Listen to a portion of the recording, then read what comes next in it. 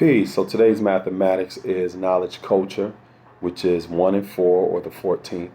And drawn up to its highest should be power. So in other words, 1 and 4 equals 5, the same way that knowledge of culture should translate into power. And I use the word should because that's not always the case, because oftentimes we may not draw those elements up to their highest.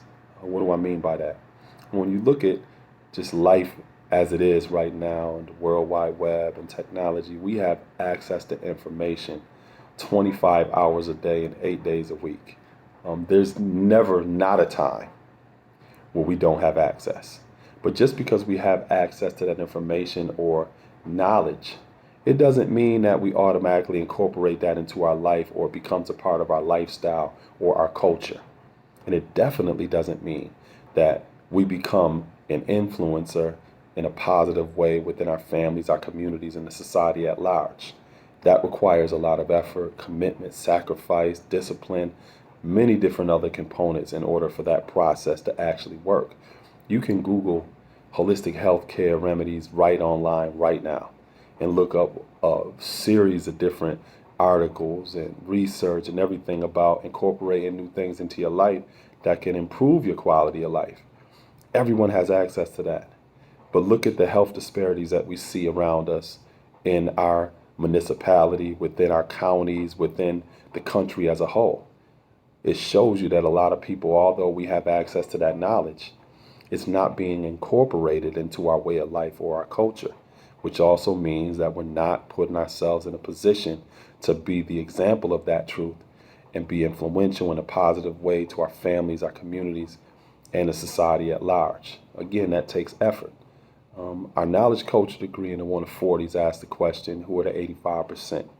And the answer says they are the uncivilized people, poisonous animal eaters, slaves from mental death and power, those who do not know the true and living God or their origin in this world and worship what they know not, who are easily led in the wrong direction and hard to be led in the right direction. Now, I'm pointing that degree out because sometimes as a 5%, we have a very bad habit of categorizing people outside of our so-called culture as being the 85%. That these are the people, pointing our fingers.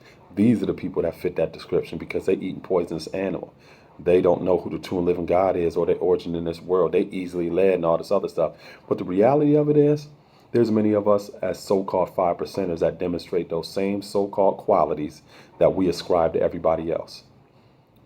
I get emails all of the time from people who are interested in learning this culture because they see the example that I set, not just in words, but what I show you through things that I do in terms of projects, programs, and initiatives when it comes to my culture, that this is something that I'm actually living and being influential, not only within my family, but my community, as well as the society at large. There's many people who reach out to me personally because they've been around people who claim to be 5%ers, and they are not doing anything like that. Matter of fact, they're in and out of jail, they're unemployed, they're not even being tax-paying citizens in the municipality where they live, but they got all of this talk about being civilized and representing civilization when they ain't got a pot to piss in or a window to throw it out of. They may be dealing with crime all of the time. They may be dealing with different type of health disparities because of the things that they put in their body. Yeah, they may not eat pork meat. They may not go down to the bodega and get a ham sandwich or a ham sub. But the substance abuse that they're dealing with, there's many of us who are not here any longer because of the substance abuse or the alcoholism. So yeah, we may not eat pork, but we're still putting poison in our bodies. Right? Being easily led in the wrong direction, hard to lead in the right direction. There's a lot of us who are stubborn like that. We may say we enlightened and we the God, the earth, we civilized people, but we just may be stubborn in a different way than people that we're pointing our fingers at. So sometimes this categorization of the 85% as being people outside of us and this and that and the third, sometimes if you put us in the room with this person that we're calling the 85%, you won't be able to tell the difference. Because the way that we live is not indicative of what it is that we say we know. Again, just because we say that we know certain things and we know supreme mathematics and the alphabet and know some lessons, that does not indicate that it's our culture. Because there's many of us that by observation and the lacking, it's questionable that we even know what we say we know about ourselves and others.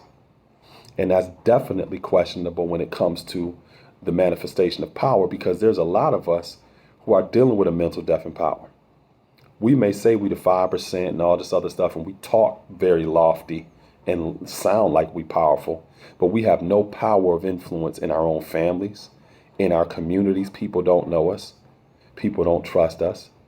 And we definitely have no influence when it comes to the larger society. So that is equivalent to a mental death in power, because people, they don't hear what we're saying neither, because they don't see it in our life. They don't see examples of it in our culture. So it doesn't matter who we say we knew, or we name dropping, and who we've been around and who we was in proximity to and all of this other stuff. We may have documents we've collected for the last decade. That don't mean nothing about your culture. Let me see how you live.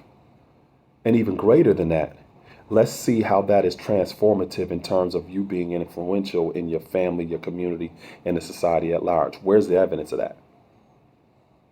So knowledge of culture is not a verbal thing, right? It's something that you observe in terms of a person's awareness and how they live based upon that awareness. And that being the foundation of their principles and their ethics that they stand on. But all of that should be shown and proven through their power, not just truth, but in their influence that they have and are demonstrating within their families, their communities, and the society at large. It's a process. So I will, this was inspiring, it was empowering, it was educational, and just gave those of you some insight into how I'm seeing today's mathematics being knowledge culture, and it should being a manifestation of power. Peace.